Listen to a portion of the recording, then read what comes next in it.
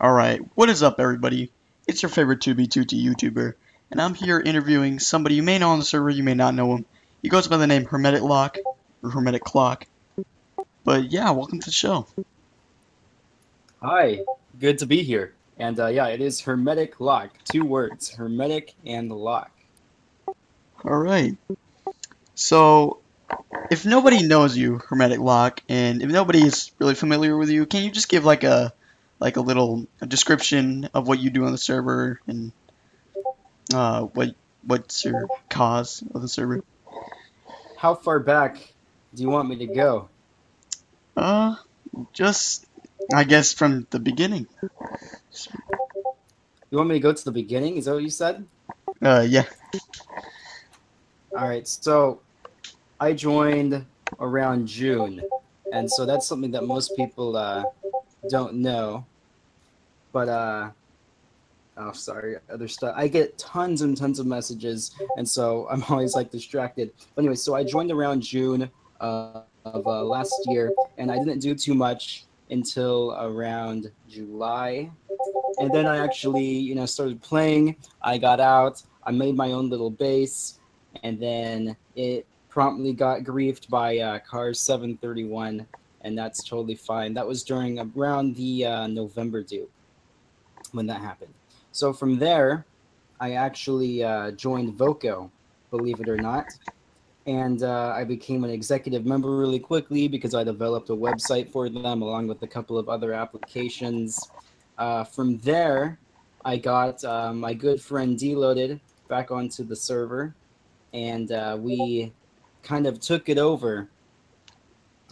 Took over the Vortex Coalition. That is, we made a city known as the 10th Dawn Fear, and it's a pretty good-looking place. If you haven't seen it, there are tons of YouTube videos on it. It's kind of become a sort of monument of sorts. And from there, once that was grieved eventually, and we took down the Vortex Coalition, I started doing work with Tavix, making my own stuff.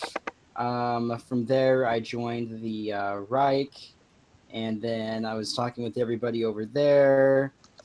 More bases with Tavix, more bases with the Reich, more bases with other people. I started my world-famous Hermeticlock spawn base, and eventually on the 24th of February, I created my own group, and we called ourselves the Spawn Masons. The reason that we were created was mostly because everybody that I was playing with, we kind of were in the middle of like we were kind of in limbo at the moment, if that makes sense. There wasn't much to do on the server. We had all the items that we needed, all the gear that we could ever need, and all of that stuff. And we had been in so many different active bases. We've talked to so many different people, and we kind of needed something new and original in order to keep the game fresh. And so I set up, well, I first talked about the concept with a couple of people, and this lasted a couple of days, where we were just talking about, talking about how things would work, how we'd get things started, how we could set up a system where things could constantly be improved and changed. And so we called ourselves the Spawn Masons, modeled after actual Freemasonry. And the purpose of it was to provide value in a place that might not have had value for others. And so I created a system that always allowed people to have something to do on the server, and I'm quite proud of that. Okay. Well, that was long, but it was very interesting. So, a question that I have for you is, how did you hear of 2B2T? 2B2T. Well, so I was never a subscriber of Rusher, and I had never heard of him until he started making 2B2T stuff. I saw his video in my recommendations for probably like 4 weeks before I actually clicked on it, because I was like, all right, I got to get this out of the way now, because I hadn't been playing Minecraft for a pretty long time at that point, and so it was just kind of a thing. But as soon as I saw it and I found it, I knew that it was a perfect match for me. because it was already the type of player that I was just on other servers, faction servers and whatnot. These were like more like vanilla focused kind of faction things. It wasn't like, there weren't ranks or kits or anything. It was just like you get in, it's vanilla, but there are factions as well. And so what I would do primarily on those servers is I'd figure out a way to eventually, become friends with the community, get in good with everybody, especially the top people that are there, and I would essentially try and figure out a way to take over the server, at least from a player's perspective. And Hmm. so I figured that I'd been looking for something like 2B for a really long time, and had I have known of its existence, before, I would have been here for a really long time, I think. Yeah, as a matter of fact, I joined for like the same around the or cause, I guess you can say, because I was really into offending a bunch of people on servers. I was really into griefing stuff. So yeah, okay. So I know you were in, or I think you're still in the Spawn Masons. Am I correct? I'm the leader of the group. Oh, Yes, I okay, created it. okay, yeah. Um, but what's your personal opinion about Fit? About Fit, Yeah. he's a fine chap. We talk to him probably more than most other groups on the server because he's a part of our thing. So we get a perspective of Fit, or a perspective of Fit that most people don't. He's kind of he's changed into like the YouTube friendly kind of Fit, but he's still got his own quirks and everything that he did years ago when he started making some of the earlier videos. He's a pretty funny guy. Um, we're glad to have him. It's a good it's a good kind of gig for him to be in the Spawn Masons, because we do kind of provide the type of content that's interesting for outsiders. Um, I don't know much else to say other than that. I'm under the opinion that he did nothing wrong to the server, and that there's just a big circle jerk of hate for no real good reason. If it ever stopped making videos, because what most people don't understand is that the server is using the absolute best technology right now, and it literally costs about $2,000 a month to run, to keep all this up.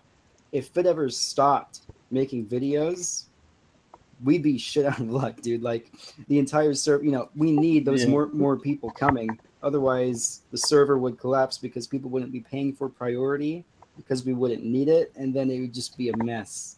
We wouldn't be able to keep up with the server costs.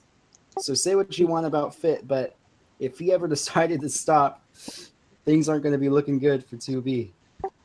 All right. Yeah, I really agree with you on that. Just a little backstory about me. Nobody really knows this, but I joined 2B2T around December of 2015 on my old account, which the email got changed. But I honestly really like what the Camping Rusher did, because if he hadn't gotten on that server, nothing like right now what you see on the server would be happening. There wouldn't be as much drama. Fit would have never been as big as he is right now. So I think instead of just hating on Rusher, we should just thank him for like bringing this to the server. All right. How hang on. Okay. How did how did you or why did you join Don Fuhr after creating the Spawn Masons? Oh, you've got a backwards story. First of all, why did I join Don Fuhr after creating the Spawn Masons? Don Fuhr was a thing before the Spawn Masons, and Don Fuhr was a thing before we joined 2B2T. I have known Deloaded for an incredibly a long time, and we've done bases on other servers together. And so the original plan, he wasn't able to get priority for a long time, and so he stayed back on one of the other servers that I created in order to keep one of his cities alive, which was called Anarchy Heroes. And I brought him over to 2B2T, and we took down the Voco. We made our city, and he's still doing great things. But I've always been friends with Deloaded. He's probably one of my best friends on the server.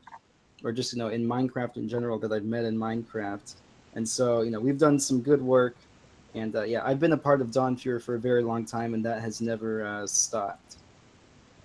All right, I have a question mainly about Dawn Fear. Like, I have a question about the architecture. Why did you guys mainly choose like the medieval sort of architecture rather than what you see now? It's kind of like more futuristic, like more polished, sort of looking like you see Space Valkyria and all these other builds. Well, so here's the difference between what we do and what most other builders do. We build cities first of all, and they're thematic, whereas other people will build bases or group bases with individual builds. But everything that we do at Dawn Fury is kind of a melded together thing of, I don't know, great renown.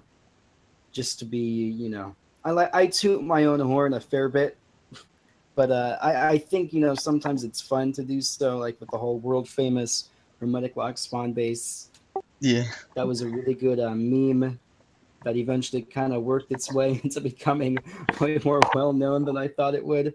But when it comes to the style, it's just kind of the thing that we like to do because it's kind of fun to role play as a kind of a medieval city, and there's all kinds of history and architecture and stuff that you can work into it. And I don't know, it seems fun to me. I'm not a big fan of like the whole flat look. Like a lot of people will yeah. flatten out the terrain and everything, but Deloaded and we never did that. We'd always work things with the terrain. We'd make things look real nice. I do a lot of the like what do you call it? The infrastructure for the cities. So if you give me like even like any other type of like base or build, I can turn it into a city. That's kind of my job. Hmm. Okay, so what do you think is your most regretful moment on the server? A most regretful moment on the server. In around January, maybe even early February. One of there I have two. I have two. I leaked one of Tavix's bases to Tim in the Fourth Reich. I was a member of both groups at the same time, and I was under a lot of pressure to do so. And then the second thing was probably another Reich-related thing where we we got I've been a member of like this like Christian group, I guess.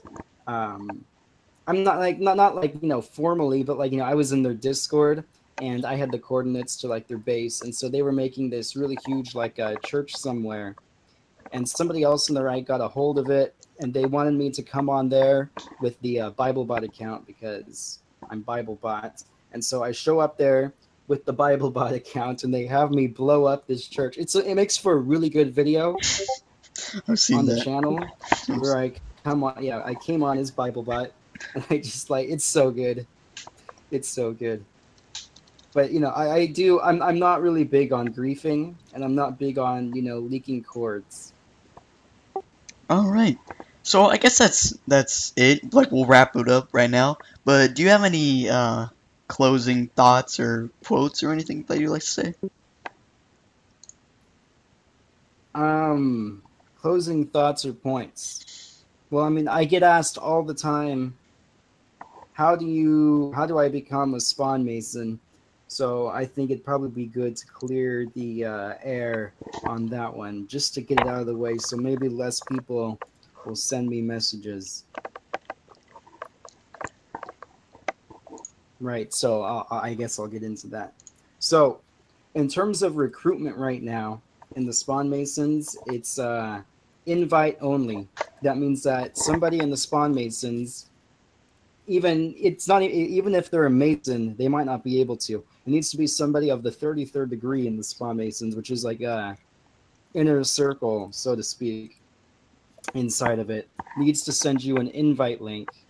From there, it's still not certain. Even if I wanted you, I personally, as the founder of the group, if I wanted you personally really badly, it's still not a certainty, because the way that we work, everybody has to vote. And let me see, I Oh, gotta find. We change the rules every time, but let's see. So 90% of the application committee needs to vote on you. So we have an application committee. 7/10 of the votes must be in favor of adding the initiate, and that's rounded up. And only one revote for initiate is allowed within a 1 month period. And all that stuff. If the 90% quota is not met, then the application committee will be given an extended 24 hours to vote. If the 90% quota is still not reached, then we consider it a no. Once a post by a worshipful has been made, all members within the application committee have 48 hours to vote.